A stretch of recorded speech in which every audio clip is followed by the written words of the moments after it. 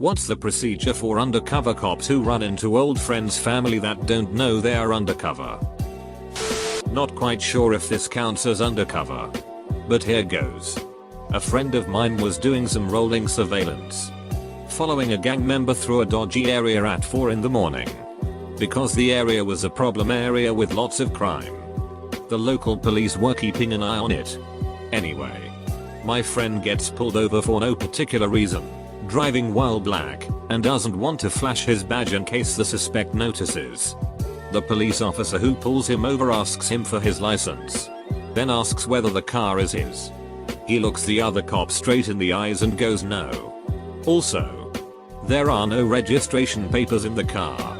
So the officer gets all nervous, calls in some backup, and goes back to check the plates and my friend's license. When the info comes back, after several other cruisers have now showed up, he makes his way rather sheepishly back to my friend and asks in a rather embarrassed voice, "Are you working?" To which my friend replies, "Nope. I think I'm done for the night now." I remember about 2 years ago here in Germany, there was a cop fresh out of police school who went undercover to infiltrate a left-wing group of students at a university. He built a whole new life for himself posing as a student and became good friends with members of the group. He was later called out by a girl in a club he met a few years earlier who asked him if he graduated police school. He disappeared not a day later. Edit. Here's the story, although only in German. Sorry.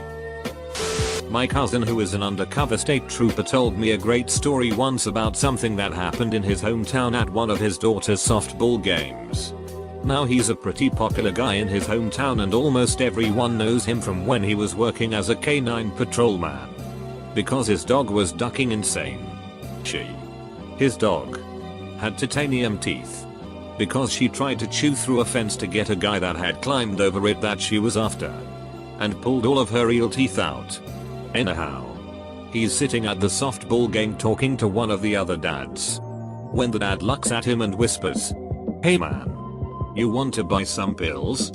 My cousin immediately goes into undercover cop mode and asks the guy what he's got for sale. The guy tells him and they head to the guy's car to make the deal. My cousin's a smart guy and tells the dealer guy to give him a second to call up a friend to see if he needs anything as well, and will meet the guy at his car in a few minutes. He calls his friends that are on patrol and tells them to get their asses to the softball field. He walks over to the guy's car and proceeds to buy some OxyContin. As he's handing the guy the money, dealer guy looks up and asks him if he's a cop. My cousin looks him right in the eye and just says, "Yeah." The guy just laughed and thought he was bulleting him. He stopped laughing about 20 seconds later when he was surrounded by state troopers with their guns drawn, while my cousin cuffed him and put him in a squad car. TL. Dr. My cousin's daughter won the softball game. Often they don't go undercover in areas they live or have relatives. A good friend of the family was undercover years ago. My aunt and uncle happened to go on vacation to a city where he was working and recognized him in public. He had changed his hair, grown a beard, etc. to look the part, but they still knew it was him. Before they could talk to him, he gave them a look that conveyed the message of, "You don't know any." Later they found out he was out there working a case. A guy I grew up with did this for a while. After high school he told everyone he flunked out of the police academy, and he went to jail for simple assault or something like that. So no one knew he was undercover. As soon as he gets out of jail, he starts doing coke deals with his asshole cousin. He then got the attention of the local mob boss, because he was selling coke way too close to his turf. He also starts banging this shrink he is seeing by court order. That shrink also happened to be seeing this pretty high-ranking detective in the Boston PD. That detective also went to the academy with my friend. It was wild. Anyways, my friend's assignment was to be undercover with this local mob boss. It turns out that this previously mentioned detective was actually working the mob boss since he was a child. And he was not only undercover as a detective, he was put on an assignment to find a rat in his unit. The rat he was looking for was himself. Crazy stuff. Anyways, My friend ended up getting shot by another rat in the Boston PD, who was also working for the local mob boss. And then the detective whose girlfriend he was comes home from the grocery store and gets shot in the head by Mark Wahlberg. My brother has been a cop for about 25 years. And he used to work undercover. He let all of us know that if we see him out, never to approach him just in case. I only ran into him once while he was on the job. And he gave me a slight shake of his head, almost unnoticeable. And I knew to walk the other direction. Mostly. He puts his head down and avoids being noticed if he sees a familiar face. He's pretty good at becoming scenery, as he calls it, when he needs to. I knew a guy from high school that went undercover. And he told all of his family and friends that when he was wearing a specific hat that he was undercover. And if you saw him wearing the hat you should not talk to him. Or act like you know him. Later he started wearing that hat to strip clubs off the job. So that if someone saw him and told his wife, they would think he was there on the job. Look up the case of Valerie Plame. She was an undercover CIA agent and said she worked in some fake office. The CIA had apparently bought an office space and everything. And I figure that's what they all do. Make something up. It is not uncommon for detectives that are undercover to continue using their real first name. They will assume a fake identity but keep their first name or a variation of it. That is, Ed or Eddie, Mike or Michael. Those sorts of things really do happen, and that is a salvaguard that the cover doesn't get blown. Really? You're a detective, a clown, and a doctor, and you don't know the answer to this question? If you don't know, it's probably safe to say no one knows. I had a friend years ago who was an undercover cop. I could tell when he was undercover because he posed as a drunken street bum while working. I never approached him when he was working, obviously. As a result, I now try to pick out which street bums are actually cops. I've correctly picked out a couple, but I'm often way off base. My dad actually ran into a guy he used to play hockey with. Sitting in a seedy local bar, confronts dude like, "Hey, haven't seen you in a while." Dude kinda brushes him off like, "I don't know you, buddy." Within 5 minutes cops hit the building. My dad's friend grabs him and throws him to the ground, whispers in his ear, "When you see me in public you don't know me unless I approach you." Turns out the guy had been working undercover for a few months at this bar. My dad just happened to show up the night they decided to raid it. My dad felt really bad about it until he talked to the guy a few hours later. My dad was cuffed along with everyone else in the bar until questioned. The guy apologized and they kinda laughed about it, as my dad really had no way of knowing. Someone I worked with, he's currently a K9 office, had previously worked on a narcotics undercover team and had become close family friends with his partner. A few months later, my friend was out with his family, wife, young children, at a restaurant and saw his ex-partner, who was still doing undercover work. My friend's kids saw him too and were just about to run over and greet their dad's friend while he was undercover. Luckily my friend realized what was going on and grabbed his kids and split. I can't imagine what would have happened if the kids blew his cover in that restaurant. Probably not good things. When I was really young, like 8 or 9, I heard a story about my uncle who was undercover and infiltrated one of Canada's biker gangs. Maybe the Outlaws, I can't recall. He's walking downtown Toronto with other members of the gang and one of his cousins spotted him. He starts walking over to my uncle with a big shit-eating grin on his face and about to give him a big hearty hello when my uncle just decks him. Yes. Just like right out of 21 Jump Street. Although I doubt he used the "he tried to grab my big dick" line, but I don't know what excuse he used to his biker buddies. Probably didn't need one. I guess later on he called the cousin to apologize and explain the situation. The cousin ended up apologizing to him for almost ruining his cover and putting his life in danger. Not a perfect example, but my partner and I were at an IHOP outside of town, talking with a local dealer that had been helping us. I'm talking low on the totem pole. A guy who had been selling to military members to make some extra cash. Anyways, earlier that evening, I had told the wife I had to work late and would be eating out. She loved IHOP, but told me she was going to go get some pancakes at the local Dennis. Great, I thought, and scheduled our meet for an IHOP that was further away and outside of town. So there we are, eating pancakes, talking to this guy who makes bad life decisions. In walks my wife, gets herself a table a few seats over. An important note here. As an agent, I did not want the bad guys to know I had family. Don't give the bad guys information they can use on you, or things in your life that they can target. I subtly head nod towards my partner. He does the quick sneak and peek, and his eyes get all big and round.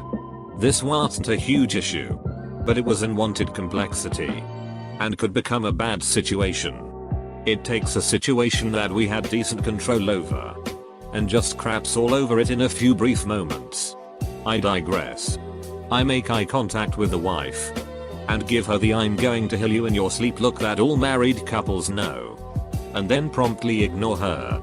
Apparently, she got the message, as she got her food to go and left. Afterwards, I obviously had a chance to talk with her. She decided she likes IHOP more, and although she had agreed to go to Dennis, thought what the hell, I can eat what I want, and drove over to IHOP.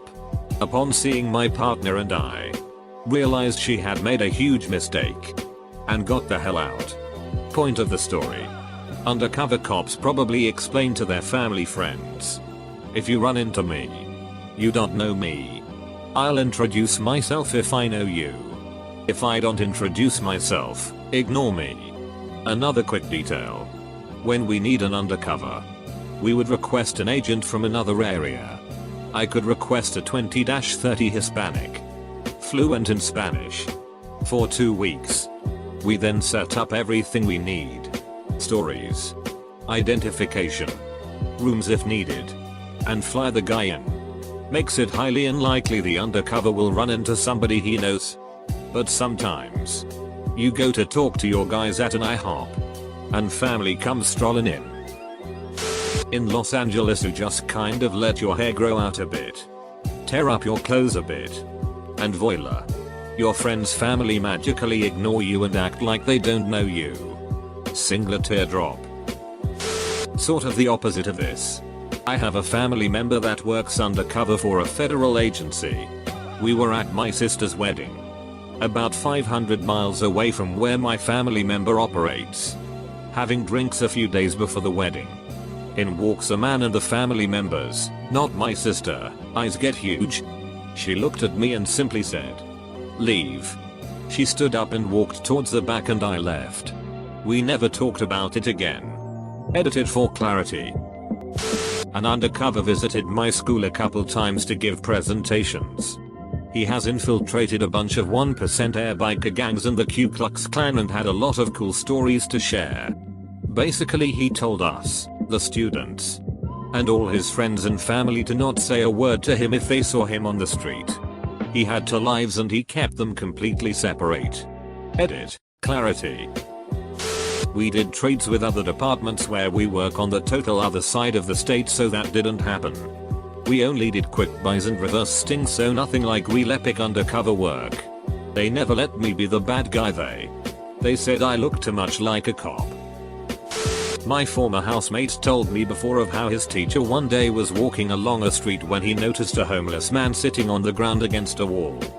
There was something about him, but he couldn't pinpoint exactly what it is until it hit him. It was an old friend of his from college that he'd not seen in years. He thought that he must have hit a rough patch in his life and taken to alcohol or some substance abuse, as he was looking terrible. Skinny. Bad skin. Dirty hair and beard. He goes up to him anyway and the homeless guy recognizes him too. So he goes over and asks Jesus, "What happened with you?" His old friend looks around and whispers, "See the building across the road? I'm undercover doing surveillance on it." Anyway, after a brief moment of chat, my friend's teacher heads off. He ran into him again a month later in a pub. He found out he's in the Ranger Wing, Special Ops, of the Army, and they were doing undercover work with the police over a large drug gang. The police and military in Ireland often work together. At my class reunion, a particularly disliked classmate showed up. It turned out he was an undercover narc. I recall that once everyone found out, they pretty much told everyone they knew. I think he was removed from that duty after that. At least I hope he was. He was the biggest douchebag I've ever known. Edit, don't get me wrong. The guy was a douchebag. But I don't want to see him get murdered or anything over a blown cover. And in all fairness, he was undercover in meth and crack, which I fully support in efforts to eradicate. In my community, the undercover officer will reach up and place their hand on their opposite shoulder where they would normally have the patch on their uniform from their agency. Kind of like an action of covering their identifying patch. It's a sign to let other officers know not to approach them in undercover situations and such. My friends that are policemen ignore me when they are undercover or even when they are in uniform if they are doing something police-wise. What's funny is one of them was working undercover in Chinatown when he ran into his aunt out with her friends. Being a proud auntie, she hugged him and shook him and exclaimed to her friends he's a policeman now. He had to dodge that scene quickly. Called his aunt afterwards to explain. But stopped doing undercover soon after. I have an uncle who works undercover. He has separate identification and he told us that under no circumstances are we to approach him on the street if it was not planned or if he does not approach us first. Precautions should be taken by all undercover officers ahead of time. But on the off chance that they are approached, the gig's up and potentially long ongoing investigations could be brought to a complete halt for the officer's safety. My ex's dad and uncle did undercover work the Toronto police, now retired. The first time I was introduced to them, I was told that if I ever saw them in public to not approach or try to talk to them. They would initiate any type of contact, being they could be working. It's that simple.